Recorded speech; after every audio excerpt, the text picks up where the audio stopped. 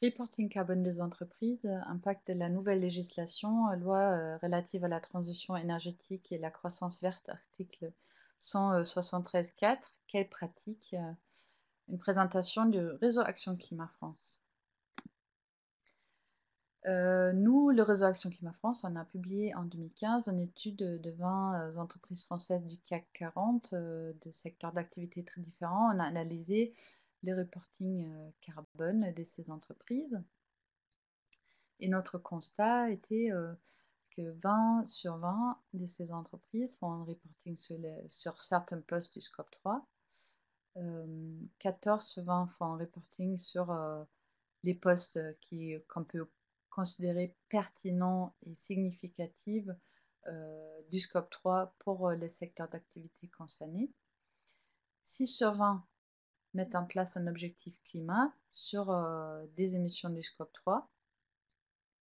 Une entreprise sur 20 met en place un objectif sur le ou les postes du scope 3 qui sont les plus pertinents ou significatifs, mais aucune de ces 20 entreprises justifie l'ambition de leur objectif, de son objectif avec une trajectoire climatique de 2 ou 1,5 degrés. Donc en réalité, aucune de ces 20 entreprises se charge véritablement d'attaquer son poids carbone et le rendre cohérent avec une politique climatique mondiale. C'est donc un réel problème. Et là, on voulait voir avec cette petite présentation, notamment suite à des interviews qui ont été menées, si l'article 173 et son application a un impact sur le reporting carbone et donc in fine aussi sur la décision de prendre des objectifs climatiques des entreprises qui sont plus ambitieux. Quel impact l'article 173.3.4? Donc ici le texte de la loi, le rapport RSE de l'entreprise doit rendre compte des postes significatifs d'émissions de gaz à effet de serre générées du fait de l'activité des sociétés, notamment par l'usage de biens et services qu'elles produisent. Et donc deux notions qui sont importantes ici.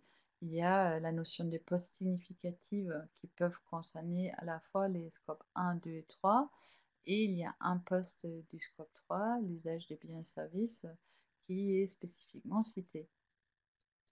Donc la question qu'on a posée à certaines entreprises, c'est est-ce que cet article et son décret, est-ce que cela fait évoluer votre reporting carbone?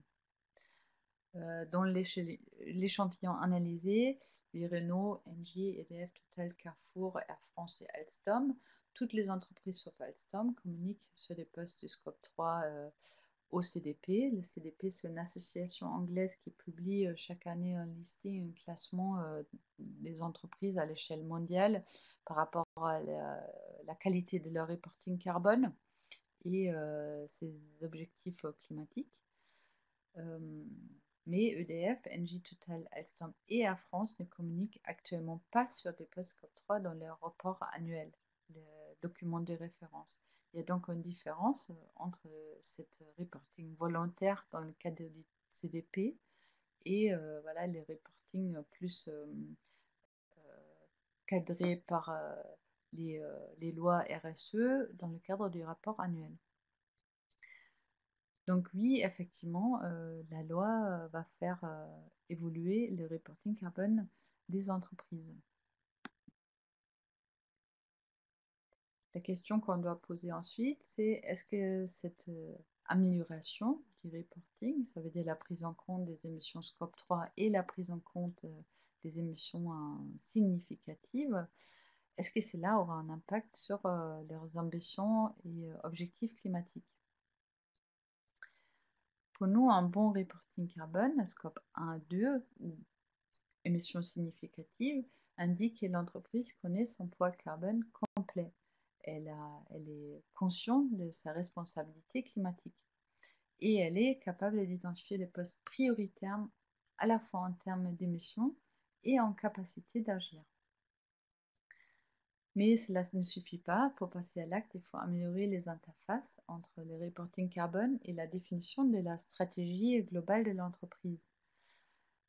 Pour cela, il nous faut certains outils qui sont actuellement pas disponibles, mais en cours de développement parce qu'il y a plusieurs projets qui travaillent sur ce sujet, notamment Science Based Target ou un autre projet, ACT, qui vise à développer et à identifier des benchmarks, des réductions des gaz à effet de serre nécessaires par secteur d'activité pour être cohérent avec une trajectoire climatique à l'échelle mondiale de 2 degrés, voire 1,5 degrés.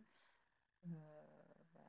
Et donc, pour passer à l'acte et pour mettre en place des objectifs climatiques suffisamment ambitieux, une entreprise doit connaître ses benchmarks, doit avoir cette orientation en termes d'objectifs qu'il faut viser en termes de réduction de gaz à effet de serre. Et ensuite, prendre en compte dans la stratégie financière les risques qui émergent notamment des politiques climatiques afin d'orienter le choix de l'entreprise dès maintenant. Donc, finalement, un reporting carbone, même s'il est parfait dans le sens qu'il prenne en compte les émissions significatives, dont les émissions indirectes Scope 3, ne suffit pas. Il faut aller au-delà de là. Il faut que l'entreprise aligne son engagement climatique avec une trajectoire climatique mondiale.